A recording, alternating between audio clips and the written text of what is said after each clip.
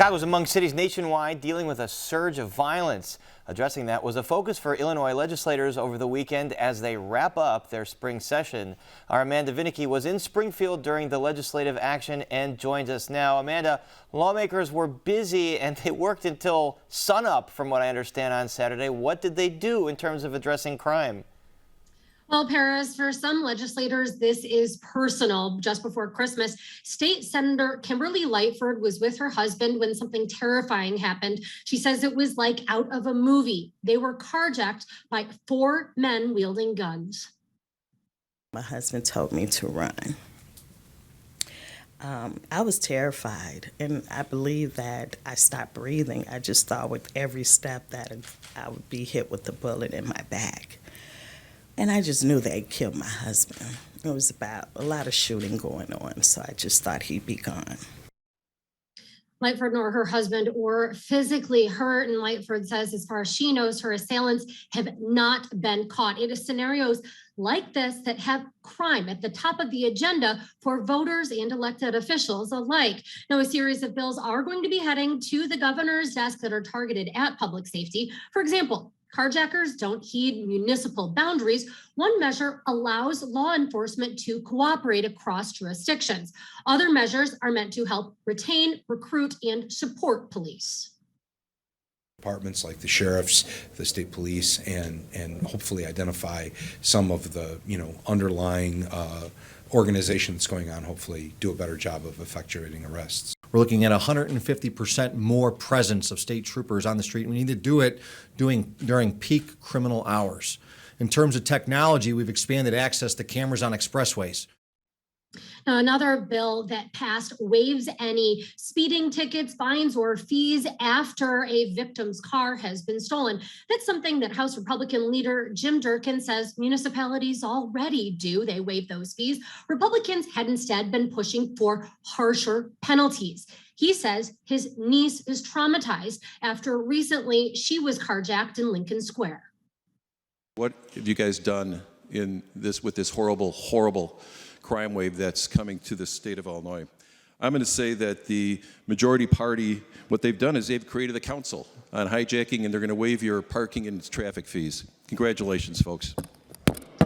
According to the Cook County Sheriff, there were more than 2,000 carjackings in Cook County last year. He says that is more than in New York and LA combined. Sheriff Tom Dart says that one complication with catching culprits is an inability to track their cars, even vehicles that are equipped with technology that would allow that. He lobbied for a bill that would create a hotline law enforcement could call 24/7 so that auto manufacturers could facilitate that tracking right away after a crime. This is doable.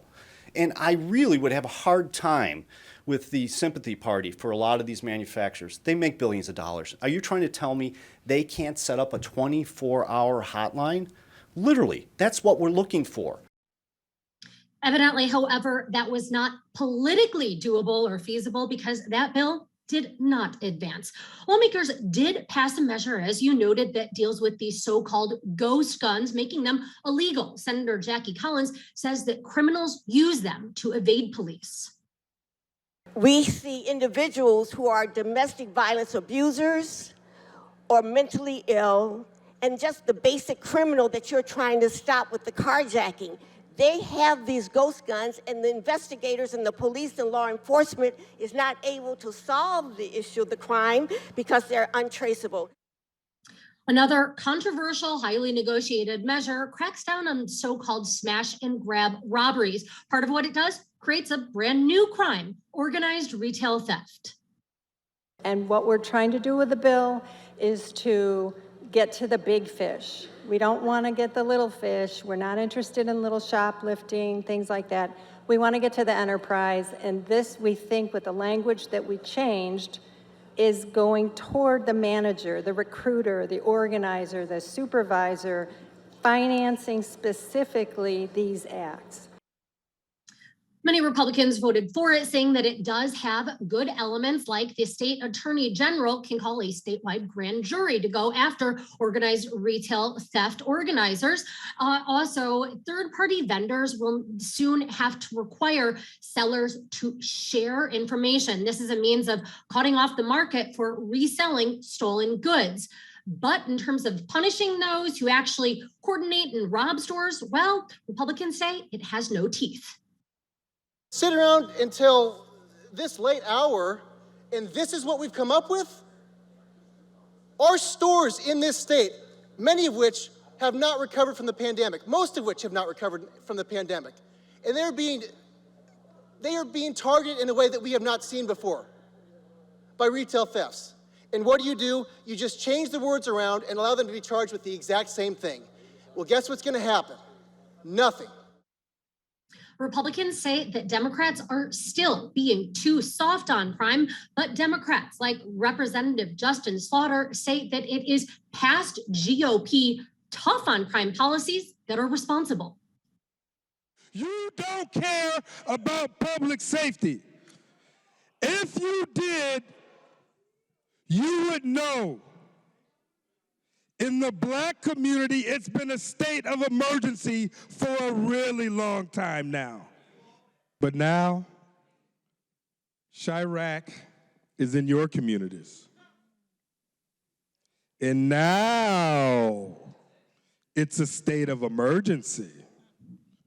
Incendiary words there in the final, as you noted, wee hours of the legislative session. This is not over, though. Really, this legislative debate, a preview of what is to come in this year's election. Crime sure to be central in many campaigns, particularly that for governor. With that, Paris, back to you. And Amanda, for that reason, the session ended early so folks could go campaign for that primary in June. Thank you very much.